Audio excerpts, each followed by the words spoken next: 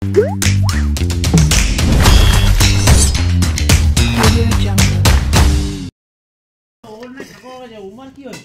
দেখো বন্ধুরা, এই যে এখানে রস জাল দিয়ে গুড় করা হলো, দেখো। আর এই যে মা জাল দিচ্ছে, হ্যাঁ মানে খেজুরের রসের গুড় আর কি, সেটাই বলছি। দেখো জাল হচ্ছে কেমন, গুড় অনেকটা হয়ে এসছে। ভাই আর পিঠা খাবে খেজুরের গুড় দিয়ে? তাহলে গরম গরম গুড়টা হোক, তারপরে গরম গরম পিঠে ভেজে খাবো। হ্যাঁ ঠিক আছে। উঠে পড়বে বলেই তো ইয়ে করতে পারছি না, এই তো প্রায় হচ্ছে হচ্ছে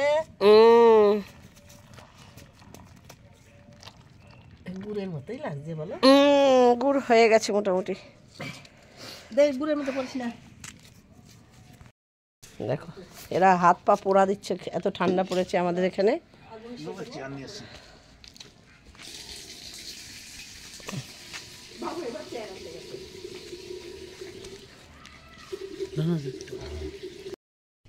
তো এই দেখো বন্ধুরা, গুড়টা একদম রেডি হয়ে গেছে।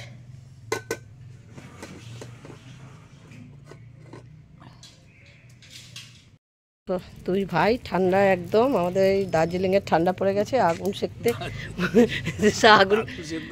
আগুনে সেকছে নিজেরাই। হ্যাঁ রান্না বান্না কাঠে করবো কোথায়, না আগুন সেকছে নিজেরাই, চলছে। দেখো সকাল সকাল সাজের পিঠা আর খেজুরের গুড় কেমন হয়েছে বলো। সাজের পিঠা ভালো,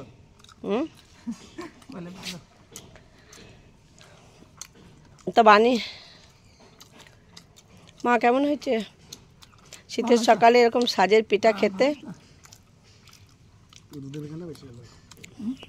বানিয়ে দেবো। ভালো হয়েছে, ভালোই।